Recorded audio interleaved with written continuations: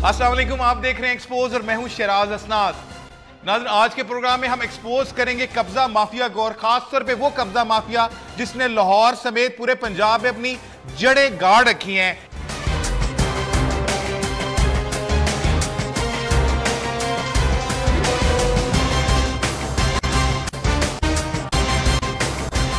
इस कब्जा माफिया ने ना सिर्फ आम आदमी का जीना दुभर कर रखा है, बल्कि जो बानी पाकिस्तान थे कायद आज़म मोहम्मद अली जिन्नाह और उनकी हमशीरा मोहतरमा फातिमा जिन्नाह समेत बहुत ही जो बाअसर लोग थे, जिनमें नवाबजादा लियाकत अली खान और दीगर लोग थे, उनकी जमीनों पर भी कब्जा कर रखा है। और ये मैं नहीं कह रहा, ये लाहौर का रेवेन्यू रिकॉर्ड कह रहा है, जो एक्सक्लूसिवली आप डॉन न्यूज की स्क्रीन पे देख सकते हैं। इस एक्सक्लूसिव रिकॉर्ड के मुताबिक जो डॉन न्यूज को हासिल हुआ है कि कायद आज़म मोहम्मद अली जिन्नाह की तकरीबन जो लाहौर इंप्रूवमेंट ट्रस्ट एक बना था पाकिस्तान बनने के बाद, उनकी वफात के बाद, उसमें यह जमीन थी तकरीबन 128 कनाल, जो इस वक्त मेन बुलेवर्ड गुलबर्ग और इसके गिरदो नवा में वाक़या है।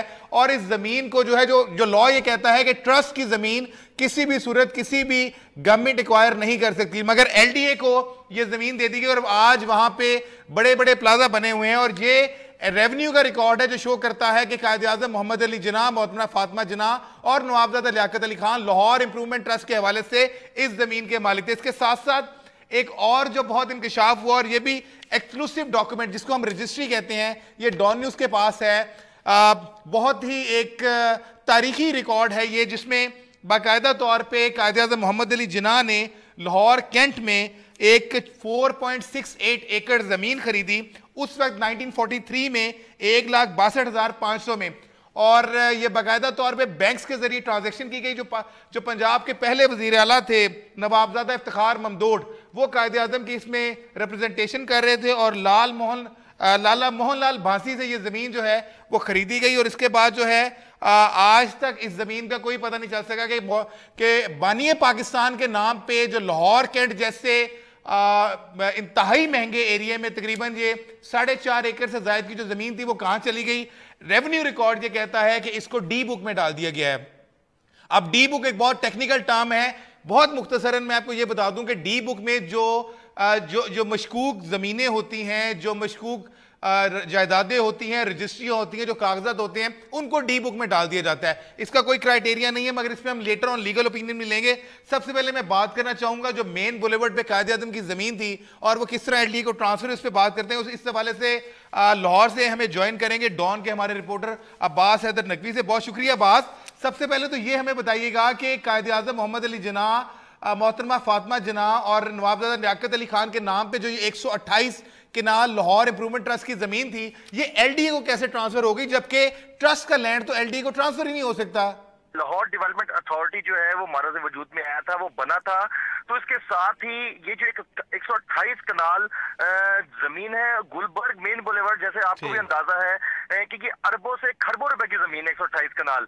तो लाहौर डेवलपमेंट अथॉरिटी ने इसका तमाम जो कंट्रोल है वो अपने हाथ में ले लिया था पटवार खाने से, और तमाम सिस्टम जो है वो मुंतकिल हो गया था लाहौर डेवलपमेंट अथॉरिटी को। जिसके बाद ये सारी जो जिम्मेदारी है ये बनती थी एलडीए की कि वो इस जमीन की हिफाजत करता, इसके लिए मुख्तलिफ किस्म के प्रोजेक्ट इसके ऊपर बनाता। और 3 अहम शख्सियात पाकिस्तान की, जिनमें कायद आज़म मोहम्मद अली जिन्नाह, फातिमा जिन्नाह उनकी बहन, और पाकिस्तान के जो पहले वजीर आज़म है लियाकत अली खान, इन तीनों के नाम ये जो जमीन है। लेकिन आज सूरत हाल इतनी ज्यादा अबतर है कि इस जमीन का जो है पुरसाने हाल ही कोई नजर नहीं आ रहा। जब मैंने ये स्टोरी ब्रेक की थी तो उस वक्त एलडीए की जानिब से कांटेक्ट किया गया था और उन्होंने पूछा था कि ये डॉक्यूमेंट्स हमें दें, हम इस हवाले से देखते हैं, कार्रवाई करते हैं। क्या मतलब, यानी एलडीए के डॉक्यूमेंट्स हैं और एलडीए आपसे कह रहा है कि डॉक्यूमेंट्स हमें दें ताकि हम इसको कार्रवाई करें? जी बिल्कुल, ये एलडीए की जानिब से कांटेक्ट मुझसे किया गया और उन्होंने ये कहा कि हमें ये डॉक्यूमेंट्स प्रोवाइड करें ताकि इसके हवाले से हम कार्रवाई कर सकें, देख सकें कि इस जमीन पर अब कौन कौन काबिज है। ये एक अजीब बात है कि एलडीए के पास ये डॉक्यूमेंट्स हैं और एलडीए ही वापस दोबारा पूछता है कि ये डॉक्यूमेंट्स हमें दिए जाएं, इससे पूछा जाए कि ये डॉक्यूमेंट्स कहाँ पर हैं। लेकिन एलडीए अब्बास, एलडीए का इस पे मौकफ ये है कि ये जो लैंड है, ये लैंड को बाकायदा एक्वायर किया गया जब गुलबर्ग में लोगों के लैंड एक्वायर किए गए, जब गुलबर्ग को स्टैब्लिश किया गया, और जो लोग भी अब यहाँ पे काबिज है जिनके नाम ये लैंड एलोकेट हो चुका है, उनका यही कहना है कि हमें तो ये लैंड एलडीए ने दिया है, हमारा इससे कोई सरोकार नहीं है कि ये कायदे आज़म की जमीन थी या नहीं थी। देखिए एलडीए इस लैंड को इसलिए किसी को नहीं दे सकता क्योंकि आपको भी खुद अंदाजा है कि जो बानी पाकिस्तान या फातिमा जिन्ना तमाम जो होते हैं ये तमाम ट्रस्ट की जमीनें डिक्लेयर कर दी जाती हैं और ये किसी आम शख्स को नहीं दी जा सकती। हुकूमत पाकिस्तान भी इसको ट्रस्ट के जरिए ही इस्तेमाल कर सकती है। आपको कार्रवाई एलडीए अमल में ला रहा है इस जमीन को दोबारा वागजार कराने के लिए? तकरीबन 1 महीना हो चुका है कि, लेकिन 1 महीने के दौरान मैंने खुद पर्सनली भी उनसे कांटेक्ट किया इस हवाले से बार बार कि सर इसका स्टेटस बताएं, लेकिन इस हवाले से एलडीए मुकम्मल तौर पे खामोश नजर आता है। तकरीबन 1 माह गुजरने के बावजूद भी एलडीए इस मामले पे मुकम्मल खामोश है। और जो दूसरी स्टोरी मैंने आपसे डिस्कस की, ये एक्सक्लूसिव डॉक्यूमेंट्स, ये वो रजिस्ट्री है जो मोहतरम कायद आज़म मोहम्मद अली जिन्ना के नाम पे है। बड़ी तारीखी ये रजिस्ट्री है, इसके तमाम डॉक्यूमेंट्स रिकॉर्डर इस पे बात करने के लिए लाहौर स्टूडियो में हमारे साथ मौजूद हैं मकामी साफी आमिर भट्ट। बहुत शुक्रिया आमिर भट्ट। मैं आप बात का आगाज आपसे यहां से करूंगा कि ये रजिस्ट्री को डी बुक में डाल दिया गया है, यानी तकरीबन 4.5 एकड़ से जायद जो कायद आज़म के नाम पे इंतहाई कीमती लैंड है उसका वजूद ही जो है वो बिल्कुल जमीन से हटा दिया गया है। क्या कहते हैं आप इस बारे में? ये अपने वक्त की सबसे साफ और शफाफ रजिस्ट्री है जो कि बजरिया रूबरू सब रजिस्ट्रार के ये करवाई गई और इसमें पंजाब के पहले वज़ीर आला इफ्तिखार हुसैन ममनून ने बाकायदा अपने हाथ से चेक दिया पार्टियों को, रूबरू ये रजिस्ट्री पास की गई। इसकी शफाफियत पे कोई शक नहीं है। ये पंजाब की आप तरीक की पहली रजिस्ट्री कह सकते हैं कि इतनी शफाफियत से इसको हुई। अफसोसनाक खबर ये है कि लाहौर में एक तरीकाकार ऐसा अपनाया जा रहा है जिसमें क्लर्क बादशाह जो वहाँ पे रिकॉर्ड रूम में मौजूद होते हैं उनकी अपनी मर्जी होती है कि वो बगैर किसी वेरिफिकेशन के किसी भी आमिर मैं उस पे आऊंगा बाद में आपके पास। मुझे भी ये बताइएगा कि इसका क्या, ये जमीन कहाँ पे है और इसके अब इसको क्या किसी को अलॉट कर दिया गया है? कौन इसका वाली वारिस कौन है? जी, इस हवाले से रेवेन्यू रिकॉर्ड में चूंकि रजिस्ट्री अभी भी निकलवाई जा सकती है तो रेवेन्यू रिकॉर्ड में ये मलकियत कायद आज़म मोहम्मद अली जिन्ना के नाम पे ही निकलती है। ये कैंट की बैक साइड पे ये जगह बनती है जो कि 4.68 एकड़ जो है जमीन बनती है, ये अभी भी उन्हीं के नाम पे है। लेकिन क्योंकि अब इन्होंने रेवेन्यू डिपार्टमेंट में इसकी नकल जारी करने पे भी पाबंदी लगा दी है और इसे डी बुक में शामिल कर दिया, इसे मशकूक करार दे दिया, इसे मुतनाज़ा करा और बगैर किसी वेरिफिकेशन के, बगैर किसी इंक्वायरी के ये मामला। बिल्कुल, मैं डी बुक के हवाले से मजीद जो टेक्निकल डिटेल्स है उससे बात करूंगा। नाज़रीन यहाँ पे एक ब्रेक लेनी, ब्रेक के बाद वापस आएंगे और इस पे लीगल ओपिनियन भी जानेंगे मगर इस वक्त के बाद।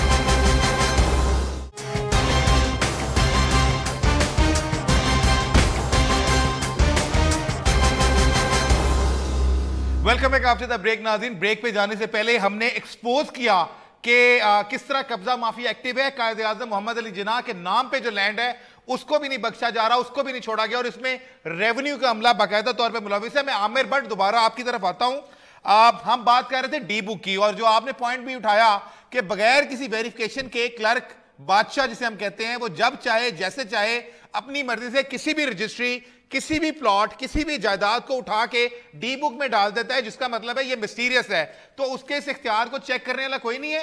और क्या कायद आज़म मोहम्मद अली जिन्ना की प्रॉपर्टी अगर वहां पे है उसको तलाश करना, उसको देखना, उसको लुक आफ्टर करना, ये गवर्नमेंट रेवेन्यू का काम नहीं है? जी शराज साहब, ये डिस्ट्रिक्ट कलेक्टर की बुनियादी जिम्मेदारी है। किसी भी प्राइवेट शख्स या किसी भी सरकारी अदारे की जो जमीनें हैं ये इनकी हिफाजत का बाकायदा Majaz authority district collector Lahore है जो कि डीसीओ कहलाते हैं। क्लर्क बादशाह के पास तमाम रिकॉर्ड जो बुकें हैं, जो जिल्दें हैं रजिस्ट्रियों की, वो उसके हाथ में होती हैं। इस हवाले से कोई ऐसा मॉनिटरिंग सिस्टम नहीं है पिछले कई सालों से, कई दहाइयों से कि इसका चेक एंड बैलेंस कर सकें, जिसकी वजह से 4 बजे के बाद रजिस्टर बाहर निकलते हैं कचहरियों से और जाली रजिस्टर की बाकायदा कारोबार हो रहा है जो कि वहाँ पर रजिस्टर पेश कर दी जाती हैं। इस हवाले से तमाम तर इतला डीसीओ को भी है और एडीसीआर को भी है। अच्छा आमिर, ये जो कायद आज़म का कैंट वाला रकबा था कायद आज़म मोहम्मद अली जिन्ना के, ये तो स्पेसिफिकली उनकी जाती प्रॉपर्टी थी जो उनके नाम पे था। तो कभी किसी ट्रस्ट ने, कभी किसी और ने या कभी रेवेन्यू ने खुद से इसको परसू करने की कोशिश महसूस नहीं की? जी शाह साहब, बड़ा अहम सवाल किया आपने, बड़ी ही जबरदस्त बात है। शाह साहब, बात यह है कि पंजाब हुकूमत और जिली हुकूमत हालिया दिनों में कभी असला डीलर के वेरिफिकेशन कर रही होती है, कभी स्टाम्प फरोशों का रिकॉर्ड वेरिफिकेशन करती है, औरत इनके मुतासरीन को ढूंढती है, जरी इनकम टैक्स के सार्फिन को ढूंढती है। तो ये तरीकी प्रॉपर्टी के जो लोग हैं क्या एक सर्वे भी नहीं करवा सकी? हालांकि ये इनको चाहिए था डिस्ट्रिक्ट कलेक्टर को कि ये इसका बाकायदा सर्वे कराता। इतनी अहम नौयत की ये प्रॉपर्टी है, तारीख का यह हिस्सा है, इसके हवाले से जो मौके पे काबजीन है इसका सर्वे करवाया जाता और इसकी फरिस्त मुरतब की जाती। लेकिन ऐसा कुछ नहीं किया गया। ठीक, मैं यहाँ पे हमें ज्वाइन किया है लाहौर स्टूडियो से गुलफाम अली, एडवोकेट हैं, रेवेन्यू के मामला पे गहरी नजर रखते हैं। बहुत शुक्रिया गुलफाम अली साहब। मैं चूंकि रेवेन्यू के मामला की बात हो रही है और आप इस मामला को देखते भी हैं, तो सबसे पहले तो मुझे ये बताइएगा कि डी बुक किसकी जिम्मेदारी है? क्या कानून क्या कहता है कि डी बुक में किसी का भी लैंड डाल दिया जाए? कोई चेक एंड बैलेंस तो होना चाहिए इस पे कि नहीं है? ये मामला बिल्कुल इसी तरीके से है कि जो रेवेन्यू कलेक्टर जो है ना, ये इनकी जिम्मेदारी है। इन्होंने रिकॉर्ड कीपर्स वहां पे रखे हुए हैं जो कि कस्टोडियन ऑफ रिकॉर्ड है। ठीक है। जब एक रजिस्ट्री एक रिकॉर्ड में लग जाती है, रिकॉर्ड में लगने के बाद वो रिकॉर्ड एज इट इज रहता है। लेकिन 4 बजे के बाद जो ये मामला करते हैं कि उस जगह पे या तो वो पेजेस चेंज कर दिए जाते हैं, अच्छा, या फिर उन पेजेस के ऊपर कोई ऐसी करेक्शन कर दी जाती है जो कि असल रजिस्ट्री में नहीं होती, वहां पे आ जाती है। ये उसको जो है ना वो डेंजरस बुक का नाम दे देते हैं कि जनाब ये रिकॉर्ड जो है ना ये डिस्टॉर्ट किया गया है और इसमें तब्दीलियां, लिहाजा इसको डेंजरस बुक में डाल दिया जाता है, डी बुक जिसे हम कहते हैं।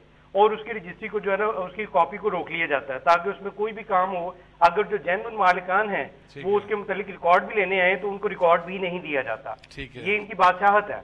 और मैं गुलफाम साहब ये भी आपसे पूछना चाहूंगा कि देखें कायदे आजम जब क्या वो क्लर्क जब वो जमीन को, उस प्रॉपर्टी को, ये जो डॉक्यूमेंट्स हैं जो बाकायदा तौर पे कायदे आजम के नाम पे ये रजिस्ट्री है, जब वो इसको डी बुक पे डाल रहा होगा तो उसको तो पता होगा वो क्या कर रहा है, तो उसको रोकने टोकने वाला कोई नहीं है? असनाद साहब यहाँ पे बड़े अफसोस से मुझे कहना पड़ता है कि आप उसूलन ये होता है कि अगर किसी भी रेवेन्यू रिकॉर्ड की कोई कॉपी चाहिए तो वो मिलती है या मालिक को मिलती है। अगर आप चले जाएं पटवारी के पास तो वो मालिक वो कहता है जी जाके पहले असल मालिक को लेके आए। अच्छा। असल मालिक आएगा तो उसको रजिस्ट्री की कॉपी दी जाएगी। लेकिन अलमिया ये है कि आप चंद 100 रुपए दें या चंद 1000 रुपए दें और जिस मर्जी के रिकॉर्ड की कॉपी ले लें।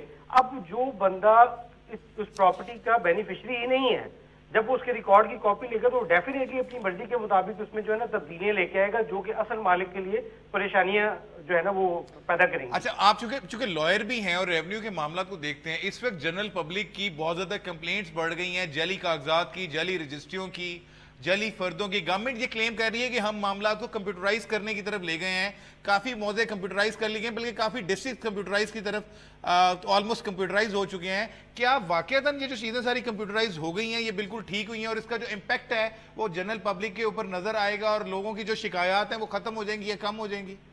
सर, लोगों की शिकायत इससे बढ़ी हैं और बढ़ेंगी, क्योंकि पहले तो ये होता था कि उनको जो है ना अगर कोई रिकॉर्ड में तब्दीलियां कोई मामला चाहिए होते थे तो उनका राब्ता होता था सिर्फ पटवारी से। ठीक है। अब अगर कंप्यूटर में कोई रिकॉर्ड की तब्दीली करनी है तो जी पहले फलां से साइन करवाएं, पहले वो कानून को लेके आए, उसके रिपोर्ट करवाएं, तहसीलदार ने रिपोर्ट करनी है, मौके का जाके मुलायजा किया जाएगा।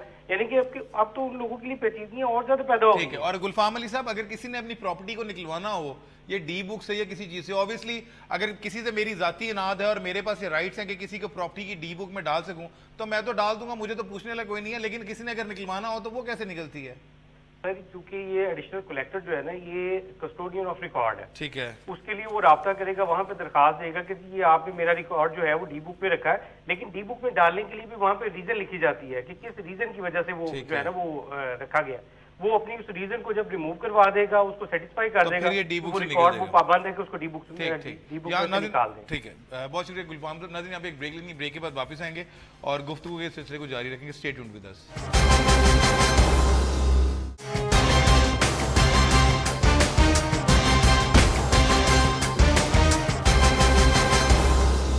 वेलकम बैक, आपसे था ब्रेक। नाज़रीन, ब्रेक पे जाने से पहले हम बात कर रहे थे कुछ लीगल एस्पेक्ट्स की कि क्या वजूहात हैं कि लोगों की प्रॉपर्टियां, खासतौर पे जो बानी पाकिस्तान है, उनकी प्रॉपर्टी को डिटर्मिन करने की बजाय, ढूंढने की बजाय डी बुक में नोटिफाई कर दिया गया।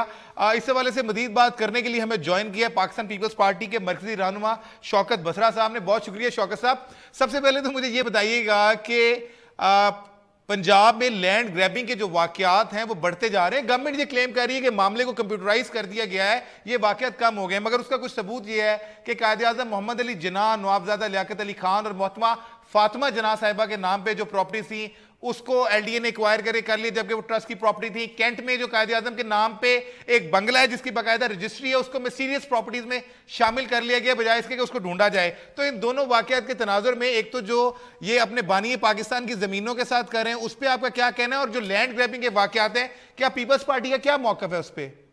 शराज भाई, पहली तो मैं आपका और आपकी टीम का और डॉन टीवी का भी मशकूर हूँ कि आपने वो तमाम डॉक्यूमेंट्स अपनी मेहनत के साथ इकट्ठे किए, उसमें मेरा या किसी और पार्टी का अमल दखल नहीं है। और ये मैं समझता हूँ कि ये जो आपने काम किया है ये पाकिस्तान पे भी एहसान है और कायदे-ए-आज़म मोहम्मद अली जिन्ना की रूह को भी सुकून मिलेगा, जिसके नाम पे मियाँ शहबाज शरीफ और मियाँ नवाज शरीफ साहब पाकिस्तान के 3 दफा वजीर आजम बने, उनके सूबे के अंदर कायदे आजम मोहम्मद अली जिन्ना की प्रॉपर्टियों पे कब्जे हो रहे हैं।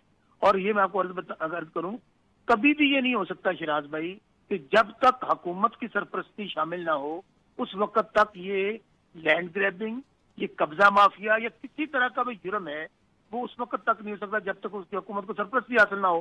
और मैं खुल के आपको बात बता दूं, इस जमीनों के घिनौने कारोबार के अंदर मियां शहबाज शरीफ, खादमे आला के बेटे हमजा शहबाज शरीफ इसको हेड करते हैं। अच्छा, इनकी पूरी, मैं आपको बिल्कुल कैटेगोरिकली ये मेरे ऊपर दावा करना चाहें, सू करना चाहें, अदालतें आजाद है कि उन पे जाएं। नहीं, आप कैसे कह रहे हैं कि हमजा शहबाज इसको हेड कर रहे हैं? मैं अर्ज करता हूँ, हमजा शहबाज शरीफ ने इस वक्त तमाम डीसीओ डीपीओज उनको मंथली देने के बाद ही लगते हैं। और मैं आपको अर्ज करूं कि हमजा शहबाज शरीफ साहब, मैं इसलिए आपको कह रहा हूँ, ये आपने एक मिसाल दी है। जितने भी ओवरसीज हैं, ये आज को बात आपको नोट कर लें इसको, जितने भी ओवरसीज बेचारे मेहनत मजदूरी से अपने पैसे कमा के पंजाब में आ रहे हैं खासतौर पे, उन तमाम की जमीनों पे कब्जे मौजूद हैं। और मेरे पास 5 केसेस लाहौर के अंदर ऐसे हैं जिनमें मेरे अपने जाती दोस्त हैं, वो बेचारे दर बदर फिर रहे हैं। बसरा साहब, गवर्नमेंट तो कहती है कि हमने रिकॉर्ड कंप्यूटराइज कर दिया है। वो ओवरसीज स्पेशल एक कमीशन बनाया गया, ओवरसीज कमीशन फॉर पाकिस्तानीज इन पंजाब, जिसको कोई अफजाल भट्टी उसके कमिश्नर है, वो हैं वाइस चेयरमैन उसके कोई शहीन भट्ट हैं, वो हैं, वो इसको हेड कर रहे हैं। वो ओवरसीज की सारी कंप्लेंट्स, चाहे वो लैंड ग्रैबिंग से रेलिवेंट है या कुछ और, वो उसको देख रहे हैं और बाकायदा तौर पे उसको एड्रेस कर रहे हैं properly.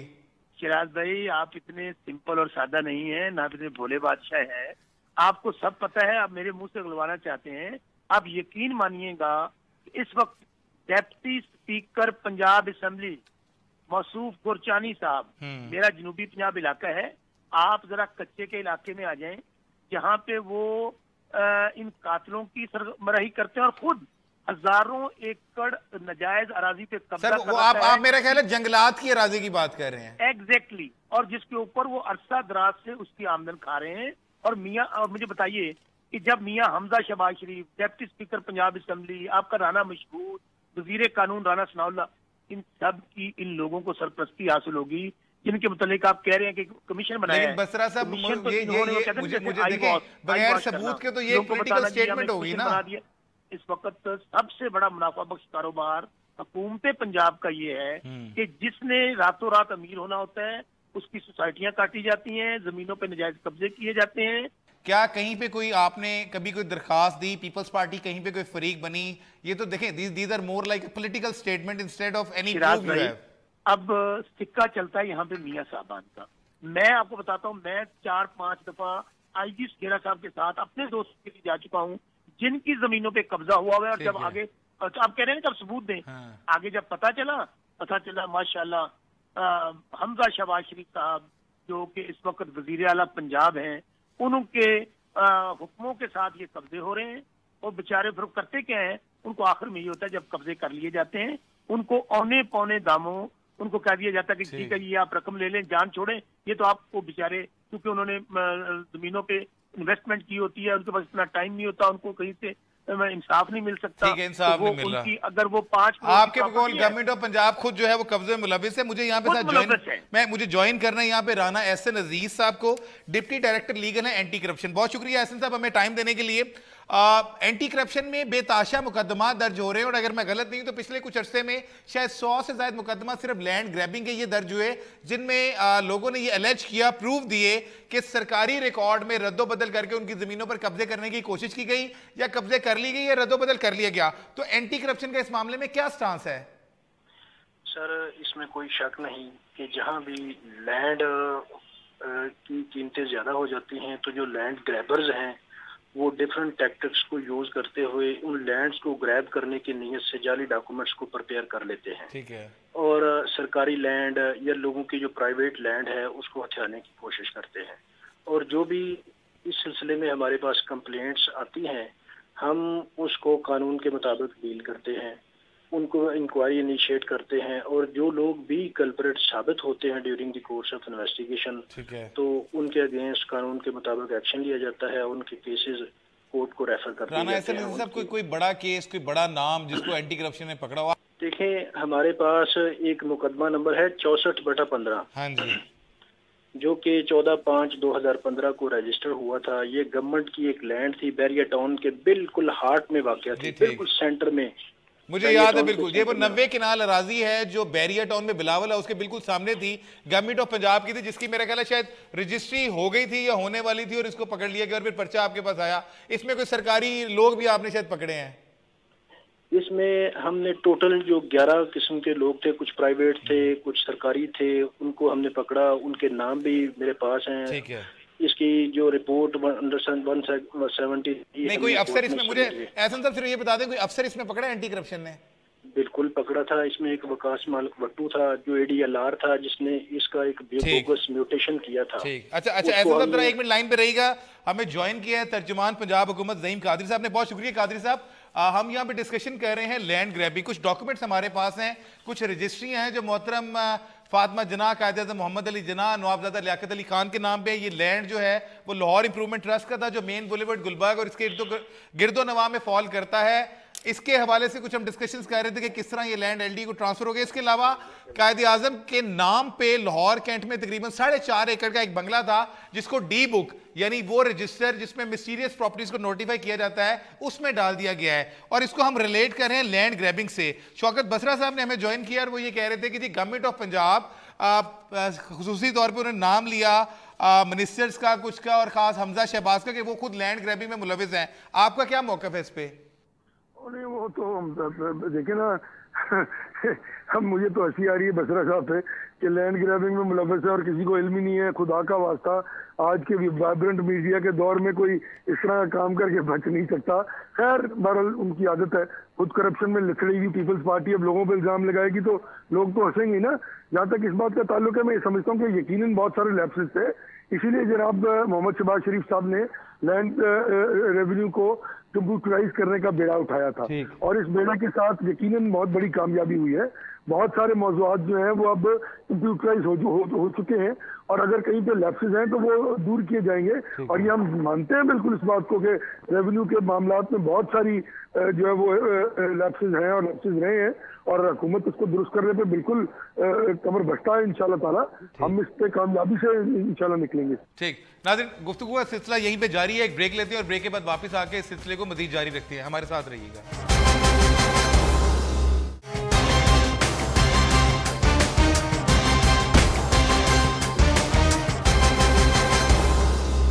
Welcome back after the break. नाजरीन, ब्रेक पे जाने से पहले हम बात कर रहे हैं पंजाब में लैंड ग्रैबिंग के हवाले से और एक स्पेसिफिक केस को हमने पॉइंट आउट किया हुआ जो कायद-ए-आज़म मोहम्मद अली जना के हवाले से। अच्छा कादरी साहब, जो कायद-ए-आज़म की लैंड के हवाले से पर्टिकुलरली हमारा प्रोग्राम है वो तो आप कंप्यूटराइज कर रहे हैं और आप क्लेम कर रहे हैं, लेकिन जो कायद-ए-आज़म की लैंड्स के हवाले से गवर्नमेंट को सीरियसली इस मामले को नहीं देखना चाहिए कि बानी पाकिस्तान के लैंड पे अगर ग्रैबिंग हुई है या उसको डी बुक्स में नोटिफाई कर दिया गया है मिस्टीरियस लैंड के हवाले से, तो गवर्नमेंट को कुछ तो स्टेप्स लेने चाहिए ना उस पर?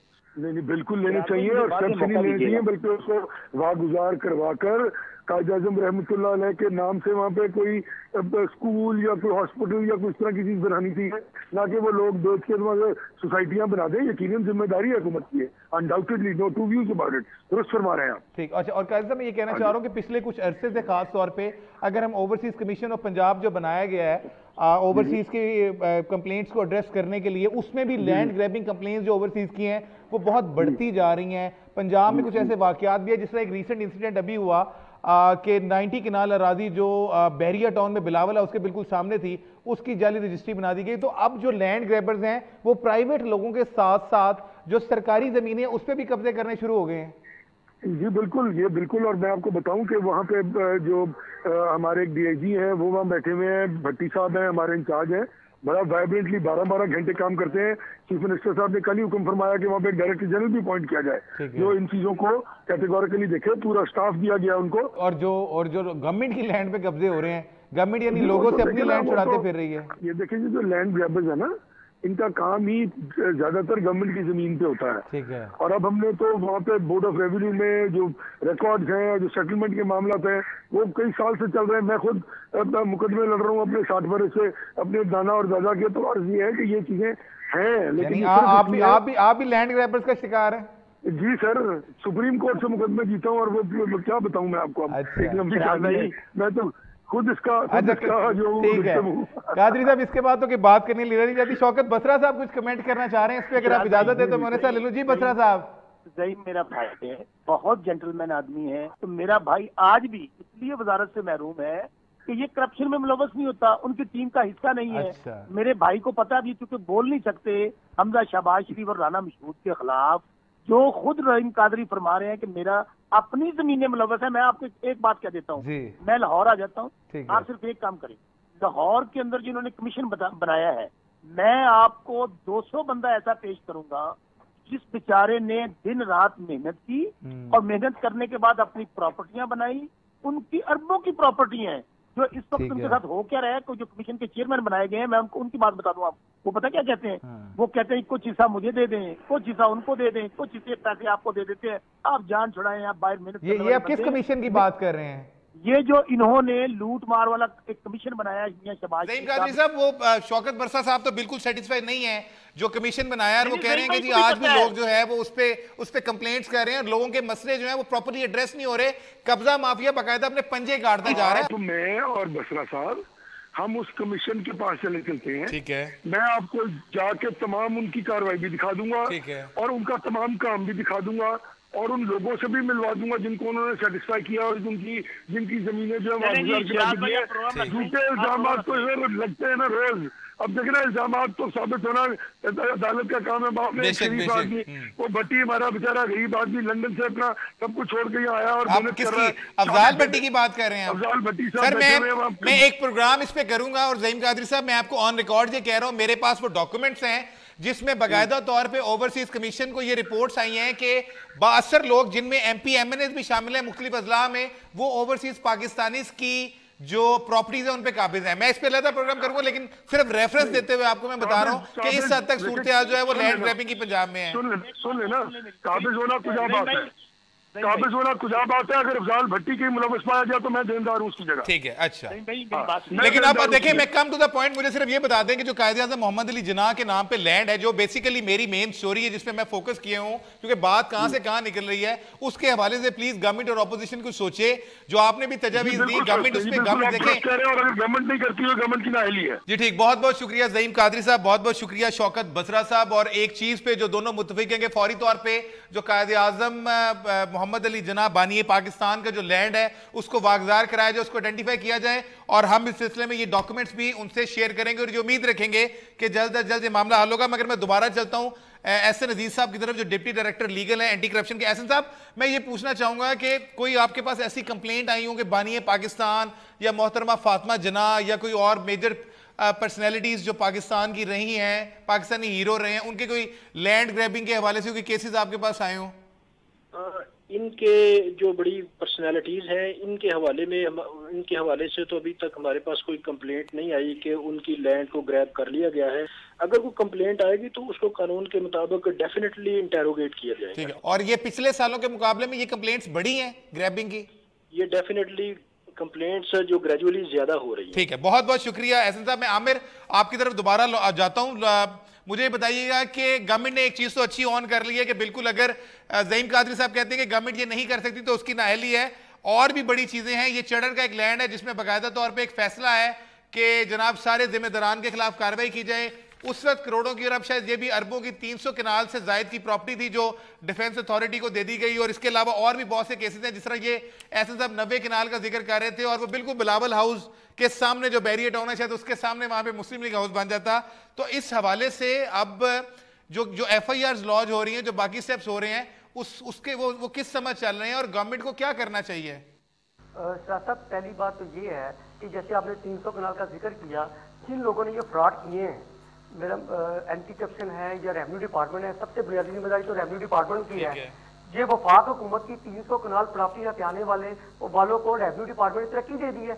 इसमें मर्कजी किरदार नैब में एक मुल्ज़म पकड़ा है, इसमें 33 मुल्ज़मान है। वफाक की 300 कनाल अराजी को जो हथियार हैं, ये डिस्ट्रिक्ट कलेक्टर का फैसला है, मैं टीवी पे दिखा रहा हूँ, जिसमें जुल्फ़िकार अहमद दुम्मन ने वादा तौर पर कहा कि ये 7 दिन के अंदर अंदर इन जिम्मेदारों का तयन किया जाए। ये 6/4/2011 का फैसला है। आज 2016 आ गया है। जिन पटवारियों ने फरार किया उन्हें तरक्की देकर कानून बना दिया गया। गफार पटवारी है, तहसील मॉडल टाउन की सीएम साहब की तहसील में उसे तैनात किया गया कि तुमने बहुत अच्छा फरार किया। लेकिन आप गवर्नमेंट के स्टेप से मुतमईन हैं या नहीं है, मुझे ये बता दें। बिल्कुल मुतमईन नहीं हूं। ठीक है, बहुत बहुत शुक्रिया आमिर भट्ट साहब, बहुत शुक्रिया बाकी मेहमानों का भी जिन्होंने हमें ज्वाइन किया। नाज़रीन, आज के प्रोग्राम में हमने एक्सपोज किया कायद-ए-आज़म मोहम्मद अली जिन्ना के नाम पे वो लैंड जो एक्सक्लूसिवली डॉक्यूमेंट्स आप अपने देख रहे हैं। बहुत दिली दुख और अफसोस मुझे हुआ है कि हम उन कौमों में से हैं जो अपने बानियों के साथ किस तरह का सलूक कर रही है। बहरहाल गवर्नमेंट ने इस चीज़ को ऑन किया, हम ये डॉक्यूमेंट्स गवर्नमेंट को भिजवा देंगे और हम उम्मीद रखते हैं कि कायद-ए-आज़म के इस लैंड को गवर्नमेंट आइडेंटिफाई करेगी, वागुज़ार करेगी और जहाँ पे उनके नाम से कोई ना कोई चीज़ बनाएगी। इसके अलावा जो लॉ इंप्रूवमेंट ट्रस्ट का लैंड था जो कायद-ए-आज़म मोहतरमा फातिमा जिन्ना और नवाबजादा लियाकत अली खान के नाम पे था, उस हवाले से भी जो लैंड को एलडी ने एक्वायर किया जो लीगली वो नहीं कर सकते थे, तो उस हवाले से भी गवर्नमेंट अपना रोल प्ले करेगी और जहाँ पे भी कुछ ना कुछ लाजमी पॉजिटिव स्टेप्स लेगी। बहरहाल हमें अपने फीडबैक से आगाह करते रहिएगा। हमारा फेसबुक और ट्विटर आईडी आपके सामने है, देखते रहिए डॉन न्यूज़।